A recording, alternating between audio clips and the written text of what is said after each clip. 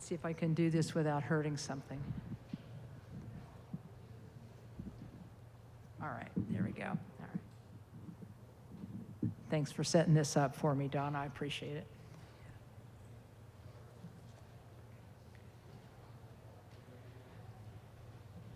All right, good morning, everyone. Thank you for coming today.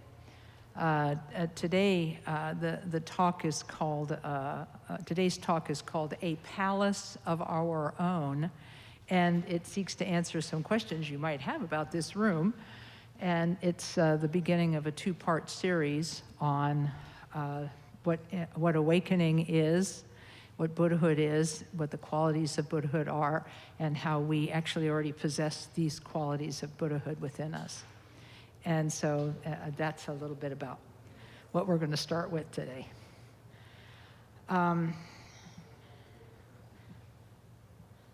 We usually begin with a prayer, and the prayer of taking refuge is right there with you.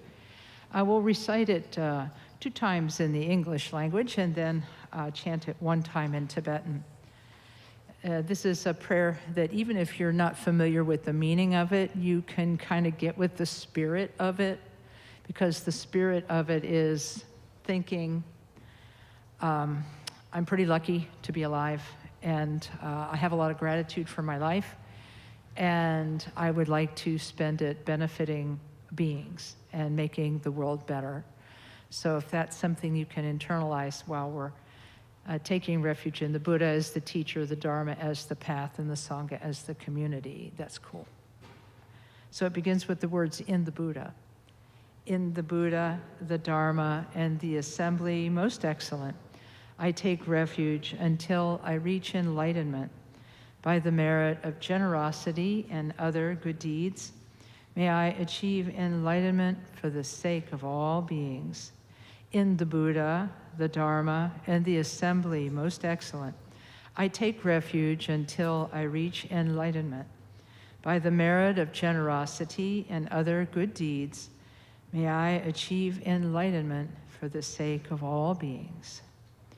O Sanjay Chudan Soji Chonamla Jang Chu Pardu Tani Kyap Suchi Daji Jin Soji Bei Sunam Ki Drola Penshir Sanjay Druparsho.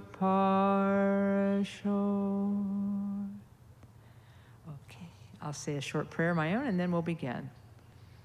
O Palden Sawe Lama Rinpoche Tagi Chiwar Pede Ten Shala Kadrin Jembo Gone Jason Te Kusum Tugging a Drip Sal to Soul. Okay, thanks very much.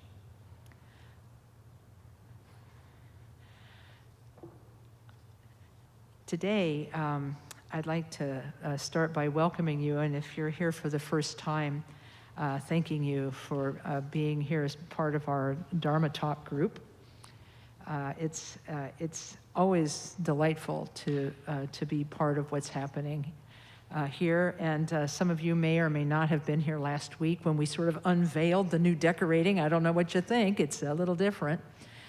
And I'm going to be explaining some of the symbolism of the new decorations today, as well as talking a little bit about their meaning and so forth. But to begin with, I'm going to have us do just a short meditation where I'm going to actually read a short guided meditation from Khenpo Karthar Rinpoche's book, White Tara, the Wish-Fulfilling Wheel, the practice of White Tara. And so I'm going to invite you to join me in a circle of protection in a palace that is created in Vajrayana Buddhism by the texts. The Lamas have written texts about the qualities of enlightenment, and they've described these qualities of enlightenment as having form. They can have a form, and the form looks like a vast palace. And so I'm going to encourage you to kind of close your eyes and follow along. We'll begin by doing just a short bit of quiet sitting meditation, allowing our attention to fall upon the breath and to stay with the breath as the breath comes and goes. So we'll do that for about a minute, and then I'll begin to read to you this description of a Buddha palace.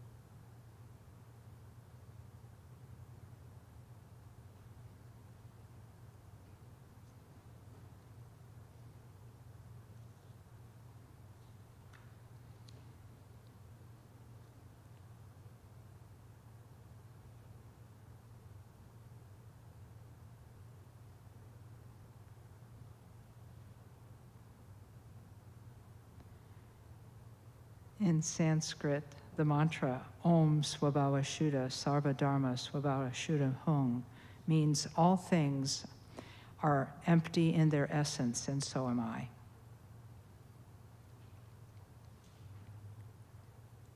We rest momentarily in emptiness and then recollect that while all things are empty, that is, without inherent existence, this isn't to say that they are nothing. As a sign of that, from the state of inseparable emptiness and wisdom, as an expression of that emptiness, the essence of your mind arises as the sound of home. This is thought of being sacred sound. From this comes an encircling, protective Vajra fence and tent around where you are sitting. It's the appearance of mind and nothing other than mind. And we do this part of the practice when we're doing a Vajrayana mantra practice in order to remind ourselves that while we think of emptiness as being a lack of something, as nothing, it is in fact, it is the nature of all things and allows for all things to appear. So we think that beneath us is a crossed Vajra, and you can just imagine that we have a floor beneath us as we sit that has a blue floor in front of us, a red floor to our right, a yellow floor to our right, a red floor behind us, and a green floor to our left. Even if you can't see the colors, just see all the colors of the rainbow beneath you. Around you there is a fence of Vajras that go encircle you completely. And this floor and fence are as vast as all of space. Covering you and protecting you is a tent, a beautiful tent, also made of Vajras that interlock. So now in this safe and protected environment, you can practice mantra practice. But there's more. Now, in the center of this circle of protection is another mantra sound, the sound of drung. It transforms where you are sitting into a vast palace that is square, that is tall, that it has 4 doors, 4 entrances on each of the 4 directions. 1 door to the east, 1 door to the south, 1 to the west, and 1 to the north. The palace has 4 sides and 4 doors facing the cardinal direction, each with a large doorway. And emerging from each of these doorways is a portico, a covered entrance. The palace has a single large chamber and is square. Above the walls is a space, and above this is a ceremonial 4-sided pagoda-shaped roof with an elaborate cornice that goes around the perimeter of the building and extends slightly beyond it. The roof is supported by 4 crossbeams which rest on the walls above the door frames, and 4 octagonal pillars which are situated around the central part of the floor. The pillars are made from precious gems and are beautiful. All of this is made of light, brilliantly luminous inside and outside. The 4 sides of the palace symbolize the 4 immeasurables: love, compassion, joy, and impartiality. The 4 doors facing the 4 cardinal directions signify the fulfillment of 4 enlightened activities: pacifying the sufferings of beings, enriching sentient beings, magnetizing sentient beings, and subduing danger. The space between the top of the walls and the roof symbolizes emptiness. Hanging in the empty space are garlands of precious gems and draperies. This symbolizes that emptiness does not mean nothingness. There is wisdom in this emptiness. The bells hanging down symbolize that within emptiness, the Dharma is being taught effortlessly. And in the center of the palace, you can imagine yourself as a Buddha or a Bodhisattva, whichever one you wish. You are made of light, just like the palace, and you radiate the qualities of enlightenment. You could be Tara, you could be Chenrezig, you could be the Manjushri, the Bodhisattva of wisdom. But for the purpose of this meditation, you are in a circle of protection, a grand palace that symbolizes all of the qualities of Buddhahood. And you are manifesting your Buddha nature in the form of a Buddha.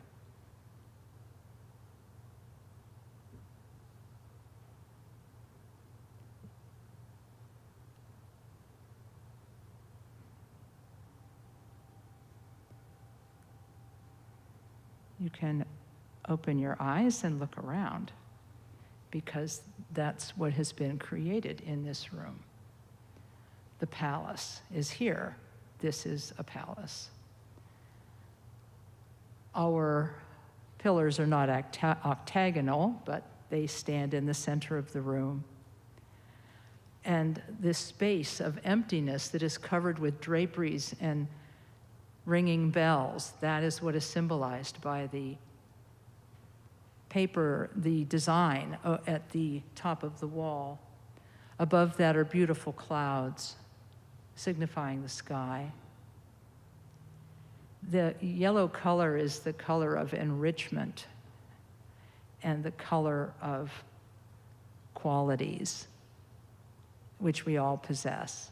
And the 5 colors that you see reflected in these designs that have been placed in the room are symbolic of the 5 kinds of Buddha wisdom. And in essence, we've created a palace of our own here. And it mirrors the palace that exists within each one of us, which is our Buddha nature. And that is the symbolism, that's the symbolism of this room. This room is a palace.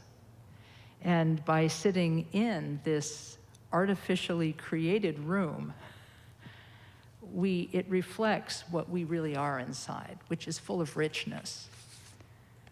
Right now, we relate to ourselves as sometimes confused sentient beings. Sometimes we have confusion, sometimes we have a little bit of wisdom, and then confusion takes over again.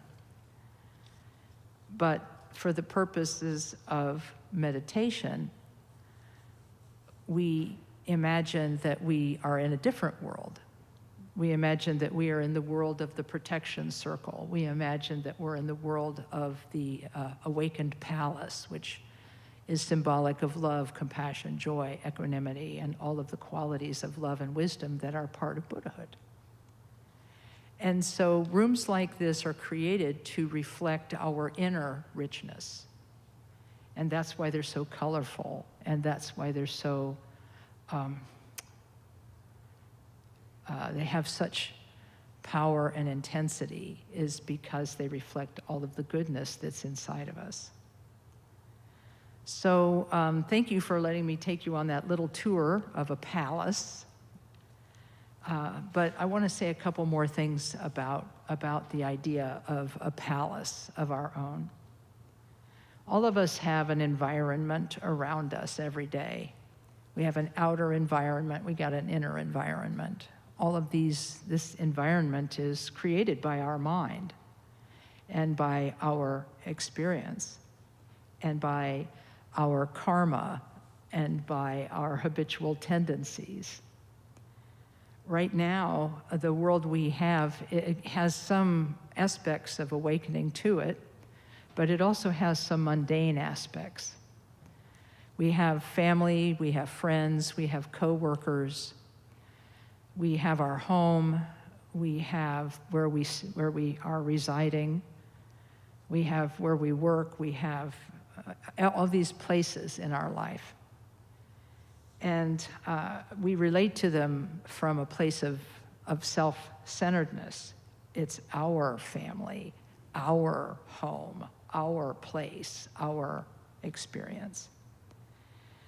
And so it increases our attachment when we interact with our mundane world. We increases our attachment. I want more of this, or I want more of that. And we become, I guess you could say, slaves to our possessions. Or we become slaves to our interior notions about things. And so these worlds that are created in the practices of mantra and visualization, they are also artificial constructs. But it is a different artificial construct in that we're told to meditate that it's made of light and empty inside, so that we can't possibly grasp and hold on to it as something real and permanent and unchanging that we will somehow keep or somehow lose. You can't lose an imaginary palace. Nobody can take it away from you. It's yours. It's your place. And so I think of the genius of this type of meditation sometimes. I think how smart it is. It's almost like the enlightened beings in creating these meditations and these imaginary worlds recognize that we have fixation and selfishness and do everything they can to take that selfishness and subvert it by turning it into a sacred universe that we are then part of. They subvert it by making it insubstantial. They subvert it by making it not about us as the owner, but us as the Buddha that manifests this palace. Because the palace and all of these constructs are, their origin is in the Buddha and Bodhisattva, him or herself. And so you might ask, well, what's the benefit of doing mantra practice? What's the benefit of creating an imaginary world? Well, for me, the first benefit is it replaces the other imaginary world I live in, which is my daily life. Because in my daily life, I have friends, I have people who I think are out to get me, right? So we all have stories in our mind about our mundane life. And it reminds me of the first words of the Buddha's book of sayings, the Dhammapada, where he says, we are what we think. That's powerful. We are what we think. All that we are arises with our thoughts, and with our thoughts we make our world. So this means that we have a part in creating our experience. And we can change that experience by changing the way we think about it. We can think of everything as being mundane and confused and mine or not mine, and good or not good, and so on. We can grasp toward it in this way, but we could also say it's a Buddha palace, it's for all beings. May all beings benefit from this. And so what it is that we're working on new habits. I don't know if you've read the wonderful book called Karma. It's all about karma, what it is, what it isn't, and why it matters, by Tralek Rinpoche. It's just a little book, little thin book like this. And it's got on the cover, it's got the word karma in big letters. Because a lot of people are interested in it, so I guess you could say it's a bit of an attention grabber. Inside that book, he explains the Buddha's theories about karma, that what we do a lot, we do a lot. What we think a lot, we think a lot. The way we react a lot is how we react a lot. But that these habits, which are the glue that holds our experience of the world together, these habits, which are called, in Tibetan, they're called bakchak. What a great word, bakchak. B-A-K-C-H-A-K. Bakchak means habitual pattern or habitual tendency. And my teacher, Khenpo Karthar Rinpoche, when we were struggling with all the mantra practices of the 3-year retreat, of which there are many, they're incredibly elaborate with incredible palaces, just like this one. And lots of things to visualize. It kind of breaks your brain after a while. And we said, well, why are we doing all of this? And he said, because every minute of every day you are making bakchak. You are making habits. Habits of thinking about yourself, habits of thinking about the world, habits of reacting to yourself, reacting to the world. You're making habits every single minute of every single day. And this retreat is about replacing mundane habits with supramundane or extraordinary or sacred habits, so that those sacred habits eventually begin to outweigh the mundane ones. And that was like a little light bulb moment for me. If all I'm doing is making habits, then what I do, think, and say on a regular basis, that's kind of important. And I guess I'm going to give this a whirl. I'm going to give this mantra practice a chance to work on me. So every day in meditation, I would sit in my imaginary palace, in my imaginary world, being an imaginary Buddha, and doing imaginary good, virtuous things for all beings. At the end of each session of meditation, it would all dissolve into emptiness, and I would be alone with my mind. And I would see that it's kind of quiet after all of that visualization, all of that sacred interplay of color and sound and so forth. And that any time I wished, I could be that Buddha anywhere, anytime. And so this is how mantra practice gradually, day by day, moment by moment, changes our interior monologue from me, to sacred, sacred, sacred. So that's a little bit about this room and about why we made it like this, to reflect on the, I guess, almost subliminal level, the qualities of awakening that's within each one of us. And to encourage people to look within themselves and to find those qualities, to look within themselves and train in benefiting others, and so on. The Buddhas and Bodhisattvas, Khenpo Karthar Rinpoche said, we may think of them as archetypes or symbols, but he said they're real. They are real beings who lived at one place in one time and who come when we call them. And he said that's why holy places are holy places and holy people are holy people, because they invite the Buddhas and Bodhisattvas to be with them over and over and over again. And when we are in the presence of these imagined Buddhas and Bodhisattvas, what do? We ask them to bless us, to change us, to adjust us from the inside. We imagine that light shines from their forms and touches us, and it purifies us of all of our faults, all of our failings, all of our impurities, all of our bad habits, all of our bad karma. In essence, we give these Buddhas and Bodhisattvas permission to purify us. We give them permission to allow them to purify us so that we can allow ourselves to heal from our faults, to heal from our failings, to heal from our bad habits, our selfish habits, and to become something more. And so this is the function of all of these mantra practices, whether it's Buddha of wisdom, Manjushri, the Buddha of compassion, Chenrezig, the Buddha of active compassion, Tara, the Buddha of medicine, Sanjay Menla.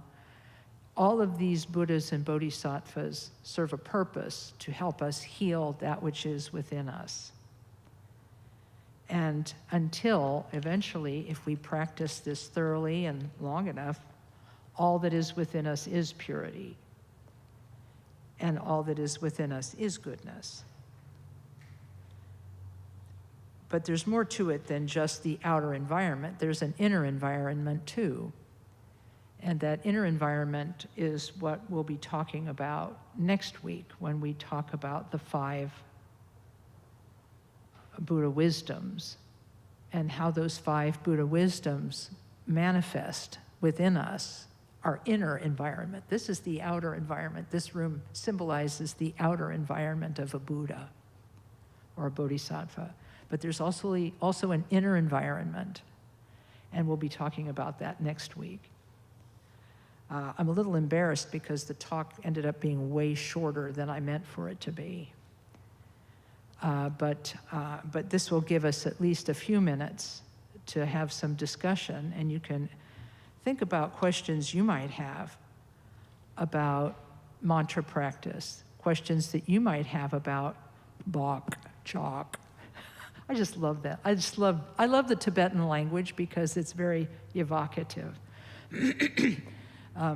There's a phrase in Tibetan that is talking about calling out to the Buddhas for help. And the word for that in Tibetan is hlang hlang, which sounds sad already. Hlang hlang. Yeah. Anyway, I just love the Tibetan language and things you can learn from it. Anyway, I think that Bok Chok is a really marvelous topic, and we will be doing more on it as time goes along. Because what this means is if all we're doing all day, every day is making habitual tendencies, and those habitual tendencies are the glue that hold our mind and being together. If that's what Bok Chok is, then what we do and how we make it is very important. Because in the book the Karma book, I'll say one more thing, then we'll open it up for questions. In the book, Karma, What It Is, What It Isn't, and Why It Matters by Tralek Rinpoche, he said that the Buddha did not teach that we have a material soul. You know, he didn't teach a material soul made of atoms or molecules that was created by someone, and so forth. He taught instead something he called a stream of being that is our thoughts, feelings, emotions, and all of our experience of ourself and the world. That stream of being is like a literal stream. They say you can't put your foot in the same river twice. Well, that's because our stream of being is changing continuously. And what holds that stream of being together that makes us us is our bakchak, is our habitual patterns and tendencies. They start out being very selfish, and then they become less so, and then eventually we go beyond selfish habits altogether. That's the way Khenpo Karthar Rinpoche said. He said, as people, we start with a lot of bad habits, and then we replace the bad habits with good habits, and then we go beyond habit and into Buddhahood. So we can talk about that next time, because I think that's going to take a while to explain. So thank you for letting me experiment with this talk today. I experimented a little bit, talking about the room and imagining that we're in it, and here we are. So if anybody has questions or thoughts or want to ask a question about anything other than this, you can use the question microphone so everybody can hear, and even the folks at home on Zoom, if they have questions, they can ask also. So, yeah. Okay. Yeah, Hi. Hey. Can you hear me? Yep. Okay. Yeah, you have to. Yeah, I have to encourage people that even though it's a little scary to hear your voice on the PA system, it is better if you get closer to the mic. Okay. Thank you. Oh, a little too close. So, what does the script? I see writing on the red line. Oh yeah. What does that script mean? The script is the mantra Om Mani Padme Hum, Okay. the compassion mantra Om Mani Padme Hum, and it's just repeated all the way around. And this particular style of I'm calling it iconography. That's not the right word. It's calligraphy. Mm-hmm. This particular style of calligraphy has a name, and I'm going to mispronounce it, but I think it's Lanza, Lanza. I think it's Lanza, but I may be mispronouncing that. But it's a specific style of calligraphy that makes it look more like Sanskrit than Tibetan. Okay. And Thank so you. It's I forget which of the sutras it was, but one of the sutras of the Buddha said that if you say these names of the Buddha, which is Om Mani Padme Hum, is a form of the name of the Buddha Chenrezig, or the Bodhisattva Chenrezig, Bodhisattva of compassion, that if you say them or if you put them in public places and so forth, it will cause. See, now here's Bakchak again. It will cause an imprint on the consciousness of any person who sees it, and it will be like a seed that's planted for their future awakening. So even if people don't know what it means, just seeing it will be a seed for future awakening. Cool. Thank you. Okay, thanks. Yeah. Thank you, Lama Kathy. Hey, thank you. As I understand or remember, Bakchak is a habitual pattern? Yep, that's okay. One of my Bakchas is attempt to be simple, and the other Bakcha, many, is curiosity. So my question is there one or more Buddhas alive in the world today? How many? And are there bodhicittas alive in the world today? Oh, so the question is, are there Buddhas and Bodhisattvas alive in the world today? Bodhisattvas, yes, Yeah, yes. okay, right, okay. That's the question? Yeah, and Okay. where are they? Yeah, that's an extremely, yeah, where are they? Why aren't they showing up here, right? Well, you know what's really interesting is that Khenpo Karthar Rinpoche once, because we asked him this, and he said, only Buddhas and Bodhisattvas can tell you who is a Buddha and who is a Bodhisattva, because the rest of us just look at their behavior and say, they got pretty good behavior, they must be a Buddha or something, because we don't really know, we can't really see. Rinpoche said that right now, because we're not enlightened beings, we can't see into the minds or the thoughts of other people, so it's impossible for us to know. But the likelihood of there being Buddhas and Bodhisattvas among us at any time, it's good. It's a good, because over the ages and ages in which Dharma has been taught in so many places, many beings have achieved enlightenment. And once they achieve enlightenment, they don't fall back and become ordinary again.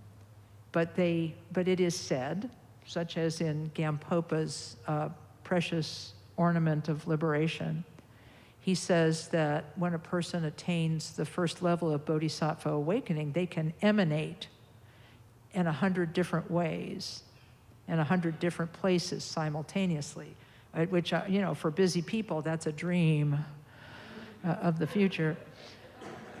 But even the Buddha himself would not describe what an emanation is or how an emanation works. There were several questions the Buddha refused to answer, and that was one of them, so I can't tell you myself because I don't know. But that doesn't mean that some great worldly person is not an emanation of a Buddha or Bodhisattva, and they don't even know it. And they're working for the betterment of beings in a completely selfless manner. And then there's also what they call created Buddhas and Bodhisattvas, which are all these images. They're not the Buddha personally, but they are a representative of that awakening that we can then relate to. So I'm making the assumption that they do exist, but how they exist I can't tell you because I don't honestly know. Trungpa Rinpoche, he liked to think that these reborn Buddhas and Bodhisattvas are doctors and nurses and researchers and scientists and entertainers, soldiers. They're everywhere. It was the way he liked to talk about that. Yeah. Well, I'll come back and emanate another time. Thank you. Thank you. Yeah. I just had a comment about the last question, and then I have a question myself. Sure. I remember reading in the book on the Karmapa's lives, one of the previous Karmapas was asked how many emanations does he have in the world, and he said in Tibet alone about 500,000, or 500,000, I think that's what he said. Wow. Yeah. So my question is, how do you maintain your visualization yourself as a Buddha or Yidam in post-meditation? Do you have any tips about that? Oh, yeah. Yeah, that's cool to know that there are lots of emanations of enlightened beings out running around. That's kind of nice.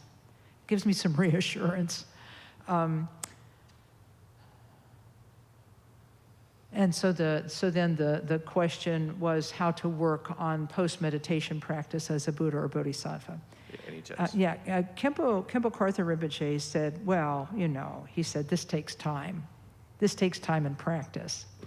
And so from my point of view, it starts out being very episodic, very, very start and stop. Because if we look at how we are when we sit and do shamatha meditation, our shamatha meditation is start and stop, right? Because I don't know about you, but sometimes when I sit down to meditate, I can follow my breath for about 30 seconds, and then I'm somewhere else. So, then you have to return your attention to the object and have a fresh start, right? So because your shamatha practice, your calm abiding practice is start and stop, your practice of visualizing yourself as a Buddha and Bodhisattva is going to be start and stop, start and stop, start and stop. But what Rinpoche said you can do is try to maintain awareness throughout the day by momentarily stopping what you're doing, mentally stopping what you're doing, and then imagining that you have the way he put it was, imagine that you have the illusory body of a Buddha or Bodhisattva and that you are benefiting beings with what you are doing. Which means that you could imagine that you're a Buddha or Bodhisattva picking the kids up from school. Or you can be a Buddha or Bodhisattva washing the dishes or cleaning the house. You can have a Bodhisattva moment, right? You can, and this is how he said you get into the habit of doing it. He also said you can get in the habit of visualizing yourself as a Buddha or Bodhisattva when you're undergoing an intense experience. Like if you have sudden pain, or if you feel suddenly embarrassed about something, or you have this emotional tug, where you feel really weird, you're just oh my God, I'm so embarrassed, I could just explode. Those are really good moments to visualize yourself as a Buddha or Bodhisattva. And at one point in my life, I had a problem with panic attacks. And I don't know if anybody else can relate to this, but they're really scary when they first start happening and you don't know what they are. So of course, I asked a Lama. The Lama I happened to meet was Lama Namse. And I said, well, what would you do? What would you recommend? And he says, I'll tell you what I think would work really well. He said, is just close your eyes while it's happening, close your eyes, and imagine yourself as a Buddha or a Bodhisattva, but imagine that your body made of light and empty inside, that light-made body, imagine that it's as big as a mountain, huge, filling all of space. And then that actually worked, because that expansion, that sudden expansion, because I think panic has to do with closing in. Everything's closing in, closing in, closing in. But then this is a complete opposite of that. It's just opening, opening, opening. And so it worked. So those are the only pieces of advice I've received, which is to recognize that it's episodic, to make it happen a few times a day. And it's easy to do it when you're standing in line waiting for something, or you're sitting in your car waiting for something. You can just take a moment and imagine that you have the body, speech, and mind of the Buddha or Bodhisattva. Thank you, Lama Kazi. Okay, yeah. Yeah. We have a question from the internet. Hello, internet. Hello. Is the palace you've been referring to the same thing as a mandala? The palace, is it the same as a mandala? The answer is, yeah, it is. Because if you think about it, the first part of the visualization was circular, right? There's this big circle that has a Vajra fence around it that's then covered with a dome-shaped tent. There's more to it than that, but I decided not to try to break your brain today, because you can get super complex about that with the 4 colors on the floor, and they're all made of interlocking Vajras, so it's complicated. But that is the circle that you frequently see depicted in a mandala drawing. That's the circle. And it's, by the way, covered in flames, which usually are depicted as swirls at the outside of the circle. And then you actually will see the Vajra fence depicted as small Vajras that are drawn in the inner circle. And then it gets closer and closer and closer, and then the square begins. The square begins in the center of that, and it has the 4 porticos and the 4 doors, east, south, west, and north. And then the very, very center, there's usually either a seed syllable or a Buddha. So that's it. And so the word mandala has a special meaning. It means center and surrounding. Center and surrounding, because that's what a mandala drawing is. It's a Buddha, which is the center, and the Buddha's surrounding, which is the pure realm in the palace. And so this is where we're going to go next week, because Khenpo Rinpoche said, if you think about it, you currently have a mandala as an ordinary person. You just call it the place you reside, your family, your friends, your co-workers, your stuff. That's your current mandala. But you could, if you become a Buddha, then it's going to be an awakened mandala, full of virtue and goodness and wisdom and love and compassion. So, we're working on it. Thank you. Great question. We have time for a couple more, if there's a couple more out there. Mm-hmm. Yeah. Hi there. I was a little confused during that visualization. Yeah, it's not surprising, because I think I did it badly. So, but well, yeah. Well, I couldn't figure out how to transition from being in the tent with the colors around me into the shrine. Yeah, I know. Yeah, it was an experiment. I had never done anything like that before, and the way it's explained in the book is good. But I could have changed it a bit to make it easier for folks, the transition, because this is how many of these Buddha and Bodhisattva mantra practices begin, with the phrase Om Swabhava Shuddha Sarva Dharma Swabhava Shuddha Hong, and then we think of everything as being emptiness, and then from that emptiness arises a sound or a seed syllable that then becomes the protection circle, which is as vast as space. And then in the center of that is another sound that produces the palace. And I didn't make the connection fast enough or well enough.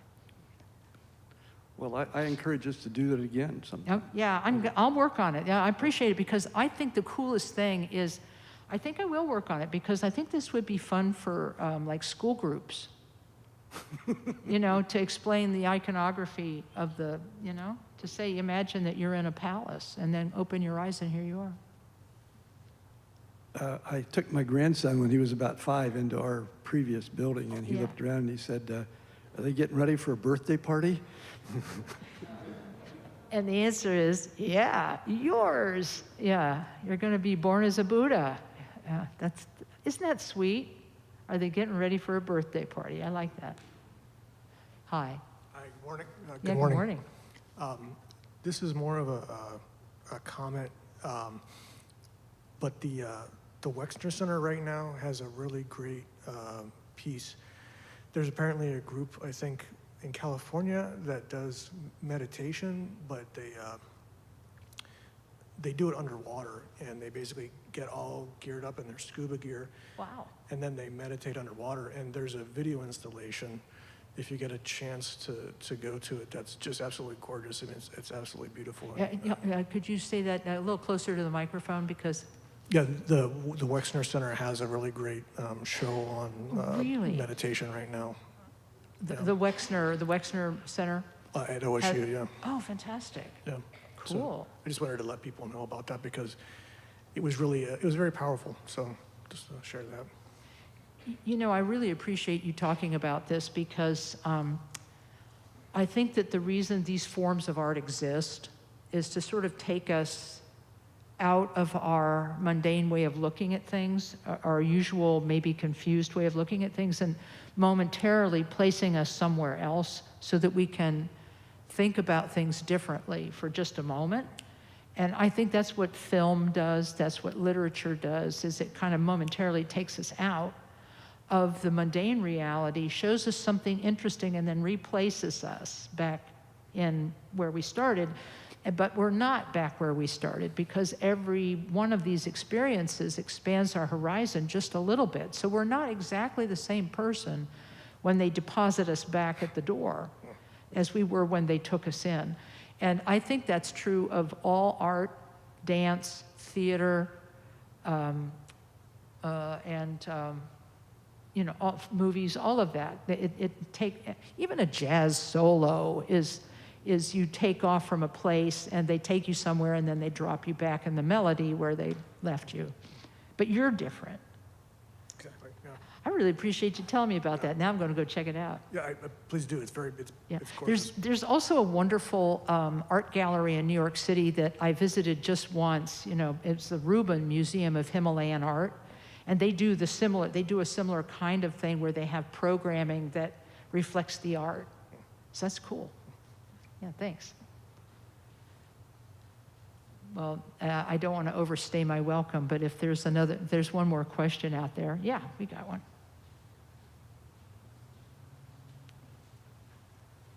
Yeah, I hope I'm not getting too technical, but is Bakchak a synonym of klesha? You know, I'm going to say it's different than, yeah, because we're getting into a semantics discussion here that where this is kind of like, I'm a little bit out of my depth, but I'll give it a shot because I think it's interesting question. So even if I can't answer it, it's interesting to talk about. I think klesha is Sanskrit. Klesha is Sanskrit, right? And you know, I'm going to have to have. We don't have any ringers in the room here. People who are hidden Tibetan scholars. We don't have any. I'm going to have to look that up to tell you the truth. Okay, I think there's a subtle difference between the meaning of the word. I think there's a subtle difference in the meaning of the word klesha and the meaning of the Tibetan, which is a Sanskrit word, which means mental affliction. That's what kleshas are, mental afflictions. And I think there's a subtle difference between that and habitual tendency. Because if we look at the discussion of the 4 veils that cover our Buddha nature, which is where we're going to start next week, we have the veil of basic ignorance, meaning we don't know we have Buddha nature, and that kind of makes it hard to find Buddha nature if you don't even know you have it. So that's the first problem. Second problem is habitual tendencies. Third problem is mental afflictions, which come from habitual tendencies. And then the last is karmic accumulation. But I will check in with my Tibetan friends and find out if there's, what the exact difference is between those 2 words. In fact, I better make a note about that, because if I don't, I'm going to walk through my whole week and then get to Sunday and forget I said I'd look that up. So klesha and bakchak, I'll check it out. Yeah, so thank you. And I think we have another question. Hey, yeah, these are good questions, by the way. These are excellent questions. Yeah. Thank you, Lama Kathy. For Yeah, the no, teaching. thank you. For a question, when the very first time I did the Mantrayana. You may have to get closer to the microphone. When I first did the Mantrayana sadhana, it was quite difficult. Yeah. So I was wondering if there's some way to ease into it. If you have any suggestions, thank you. Oh, yeah. Let me see if I understand the question. Okay, see if I understand the question. You said the very first time you practiced a sadhana, doesn't matter which one, just any sadhana, you had trouble, right? Yes. Because it was complicated, yeah? Yes. Was that the reason? Yes. Okay, yeah, okay. Yeah, I get that. And how do you approach it? Okay. Right. Well, here's something I think you're right about that, because this morning we sat in on Medicine Buddha for the first time. There was someone who sat in for the first time in Medicine Buddha, and it's a chunk. It's a lot. There's chanting and there's a mantra and all that kind of stuff, and we didn't really even get that into the visualization that much. So here's what I tell people if they're interested in learning a sadhana. Like Chenrezig or Medicine Buddha or Tara that we do on a regular basis here, that if you approach it the way we approach creating theater, that can help. For example, in a play, if you're putting on a play, you start with the words. You learn the words of the play. And then secondly, you learn how to move around the stage to create the illusion that the play is really happening, that what's being described in the play is really happening somewhere. And then finally, you have to add in the character's emotions, Because when you're just reading, if you're reading flat words that have no emotion, it's like, there's not much going on there. But when you add words to the movement and the emotion, then you have the illusion of life that's either film, literature, or play. And so what I tell people is start by reading the sadhana in English. Just read it in English every day. Read it and read it and read it and read it until the words, you kind of know what follows what. This part is here and then this part and then this part. So first I would stick with the words and the meaning of the words and really chew on them and get to know them. And then I would sit down with a teacher and have the teacher walk you through the visualizations that go with the words. And then you can add in and then after you get that kind of established, because sometimes what you have to do is wait until you're reciting the mantra, because you can't do the visualizations while you are chanting about the visualizations. Like in Chenrezig, the first part of Chenrezig is that there's above the top of your head and all sentient beings is the seed syllable Hri. Well, most people can't be reading that and visualizing it at the same time. That takes a lot of time. But if you get to the mantra, then you can go back and create the visualization gradually while you're reciting the mantra. It gives you some brain time to kind of go back and fill in the visualization. And then gradually you'll be able to do it simultaneous to reading it. So I tell people, number one, be patient and recognize that it's going to take time, that you have to kind of invest some of yourself in creating this sacred world, and that you're in it to learn it. And it doesn't matter how long it takes you. Don't be impatient, because it takes a long time. I don't know if any of those things are helpful. Did that answer your question? Yes, that did. It did. Thank you. Okay. Yeah, because it seems exotic. These kinds of practices seem exotic, and they seem complex.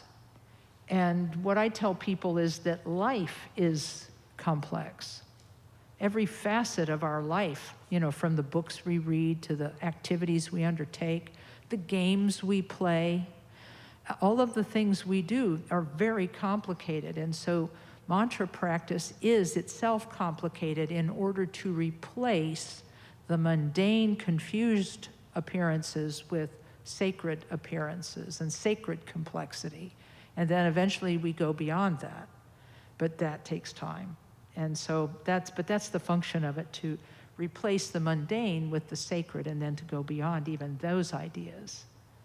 But the coolest part for me about mantra practice is that moment of recognition where I get to pretend to be an enlightened being for just a few minutes. That's kind of nice. It gives me the idea of what it must be like to be an enlightened, what it must be like to be able to benefit beings just by existing. Wow, that's pretty cool.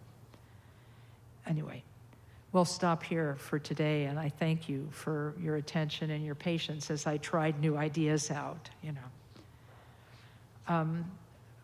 I hope that during this week you'll take a minute or two to think about your own environment, your own mandala, and pay attention to your own mandala and say, I hope that someday my personal mandala becomes an awakened mandala.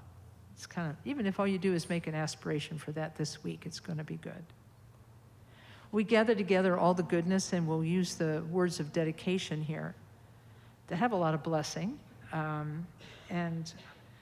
By the way, some people have asked about the second stanza of our dedication, where it mentions Manjushri, whose name is misspelled here, and Samantabhadra, whose name is not misspelled, but you may not know who Samantabhadra is.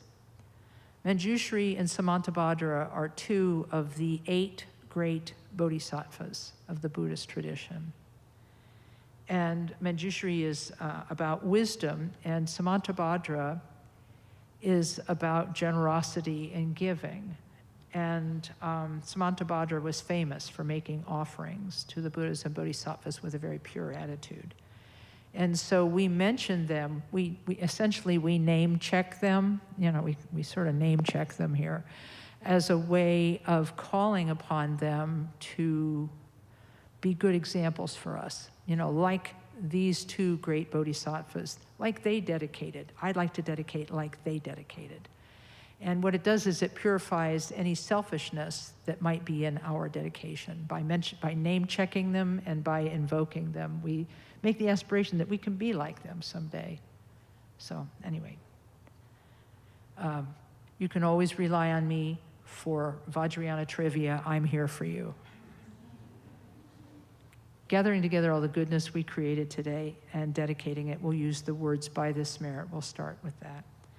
By this merit, may all attain omniscience. May it defeat the enemy, wrongdoing. From the stormy waves of birth, old age, sickness, and death, from the ocean of samsara, may I free all beings. The courageous Manjushri, who knows everything as it is, Samantabhadra, who also knows in the same way, and all the bodhisattvas, that I may follow in their path, I completely dedicate all this virtue. And I'll recite it in Tibetan. O sonam di tam che zipani, tom ne ne pedra nam pam jene, ke ga na chi palap trupai, si pe sole droar shon, Jampal pawo jitar ken padang, kuntu zampo te yante jinte, de da kun ki che su ta loi ching, ge wa di da tam che rap tu ngo.